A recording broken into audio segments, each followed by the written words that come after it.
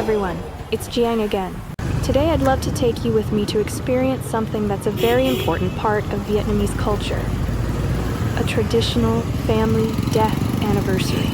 If you've never seen one before, I think you might be surprised by how we honor our loved ones, gather as a family, and keep old traditions alive. Come along with me and let's spend the day together. Before we head to the family gathering, I need to stop for gas. It looks like my little scooter is almost running on empty. I've had this scooter for many years now, and it's been with me through so much of everyday life. The seat is torn from carrying groceries, market bags, and just about everything else over the years. I could replace it, but a new seat cover isn't exactly cheap, and this one still does the job. Around here, we usually fix things only when we really have to. While the attendant fills up the tank, I glance at the fuel price. Gas is about 80 cents per liter today. It's gone up again because of changes in the global market. Lately, I've noticed more and more people switching to electric scooters to save money on fuel.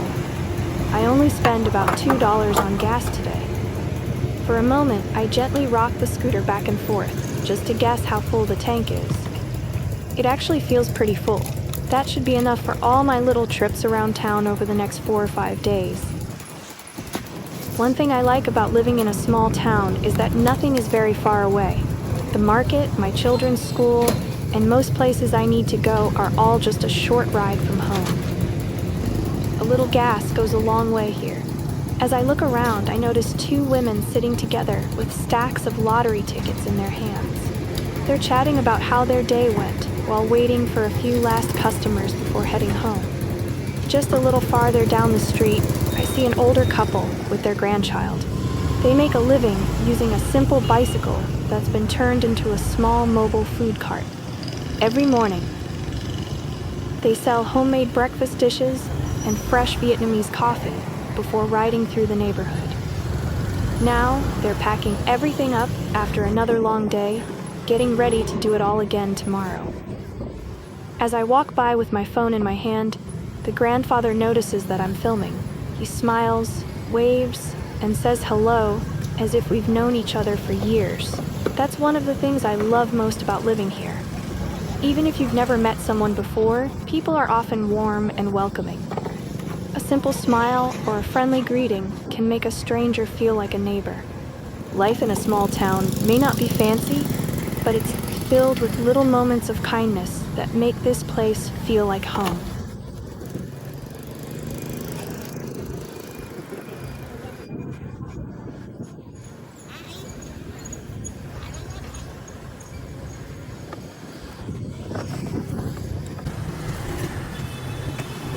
Today is another extremely hot day. The temperature is well over 104 degrees Fahrenheit, and the sun feels intense.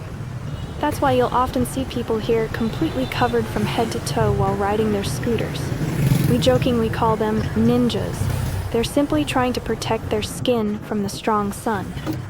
The heat made me crave an iced coffee, so I stopped by a little coffee stand that I visit often. I always like supporting this young man because he works incredibly hard.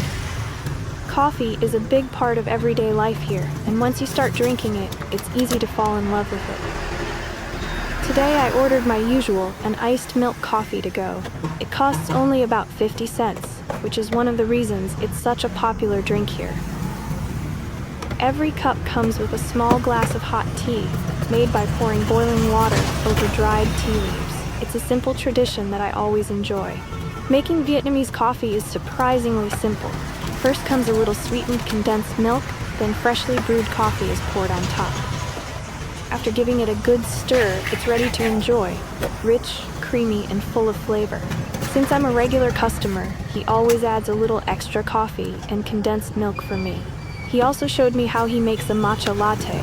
It's just condensed milk, matcha powder, hot water, and fresh milk. Simple enough that you could easily make one at home. One reason I enjoy buying coffee from him is because he's never afraid of hard work.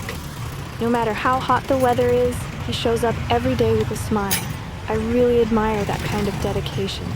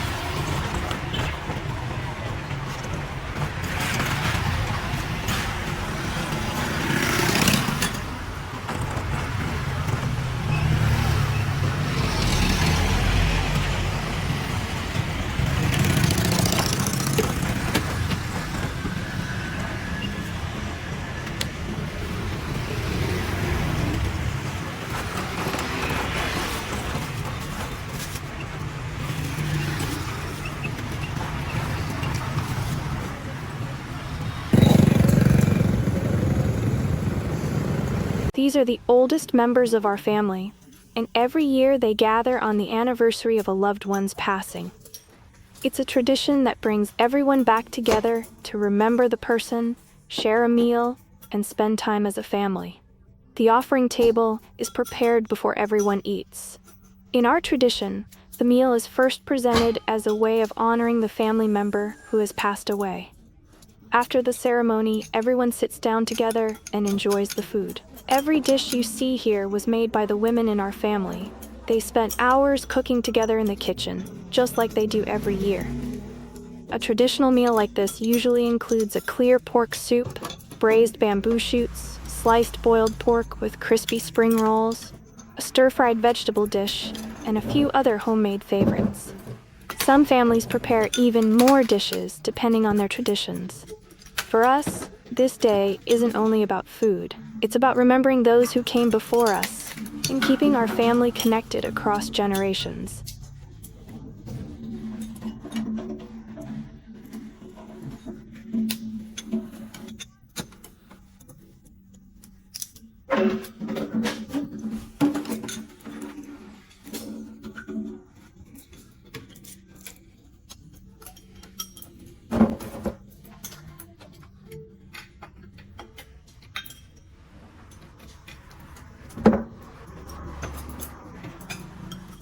This is the second table, where more of our relatives are gathered.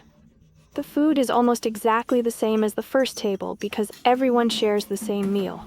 The only noticeable difference is what's sitting in the middle of the table, a few bottles of beer. For many of the men in our family, sharing a cold beer while enjoying a meal together is part of the tradition. They eat, laugh, tell old stories, and catch up on life. Sometimes the conversations last much longer than the meal itself.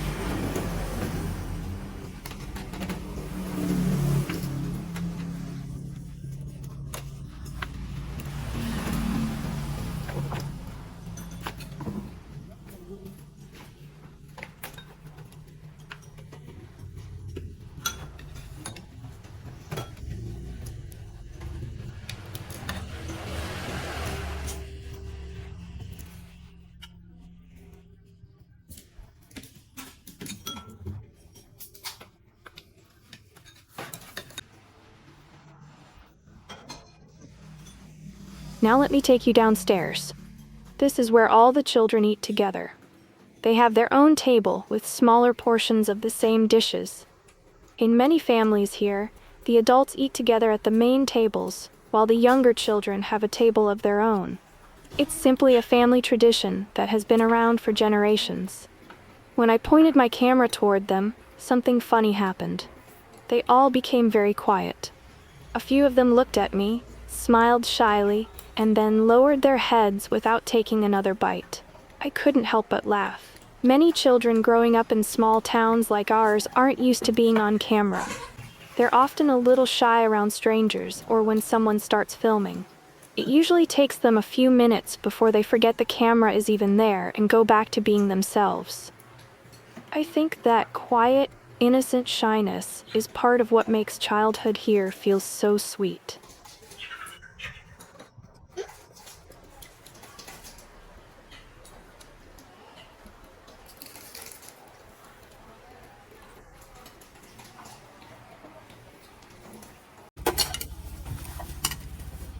Before everyone heads home, there's one more tradition that I think you might find interesting.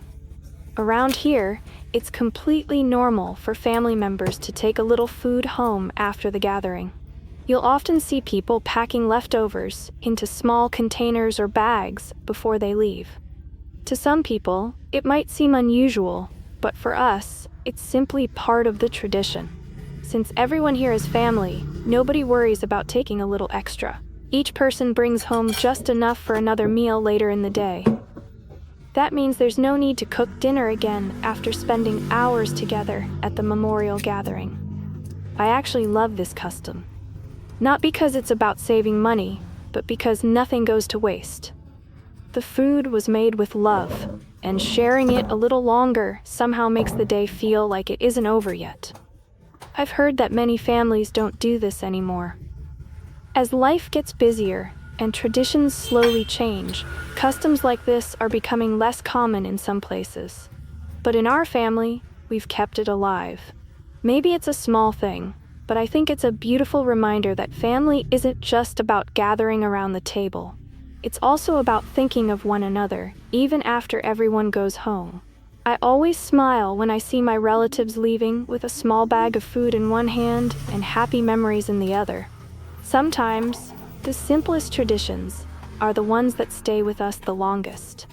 I'm curious, do families where you live have a tradition that's unique or special?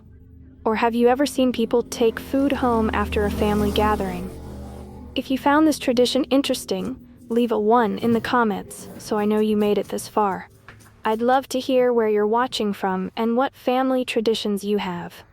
Your comments always make me smile, and I read as many of them as I can.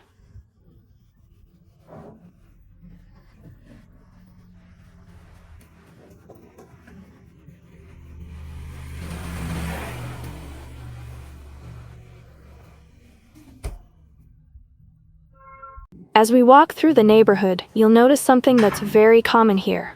Almost every family raises a few chickens in their yard. Some are kept for fresh eggs, while others are raised for family meals, special occasions, or when guests come to visit. And if there are more than the family needs, they can always be sold at the local market for a little extra income. For many families, these chickens are more than just food. They're a simple part of everyday life, especially in small towns where people still enjoy growing and raising things themselves. Even after everyone had eaten, there was still plenty of food left. That's because some family members were still at work and couldn't make it in time for the meal. Instead of letting the food get cold or putting everything away, we always save a portion for them. My cousin is in charge of keeping everyone's plates full. She eats a few bites, then gets up to refill the serving dishes from the kitchen. Whenever she notices that a plate on the table is almost empty, she quietly brings out more food so no one has to ask. She does this over and over again without anyone telling her to.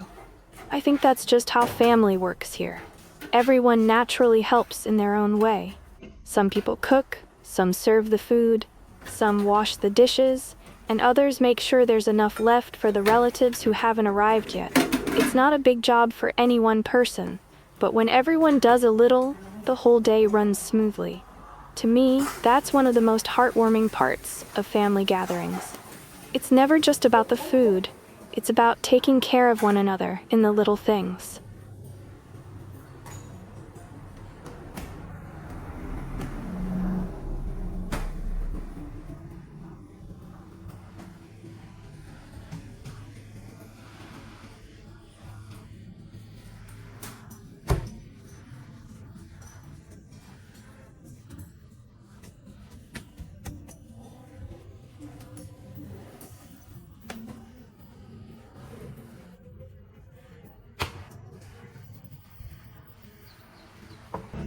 Do you know what these are? No traditional memorial gathering in my family feels complete without them. They're called ban eat, one of the traditional cakes that has been made for generations. There are 2 different kinds. The first is a savory version. The soft outer layer is made from rice flour, and inside you'll find a flavorful filling of ground pork, mung beans, wood ear mushrooms, and carrots. It's simple, filling, and one of my favorite traditional snacks. The second is the sweet version. It has a darker green color because it's wrapped in banana leaves while it's steamed. The dough is still made from rice flour, but the filling is sweet instead. Some are filled with coconut that's been slowly cooked with sugar, while others are filled with sweet mung bean paste. Both versions are soft, chewy, and surprisingly satisfying.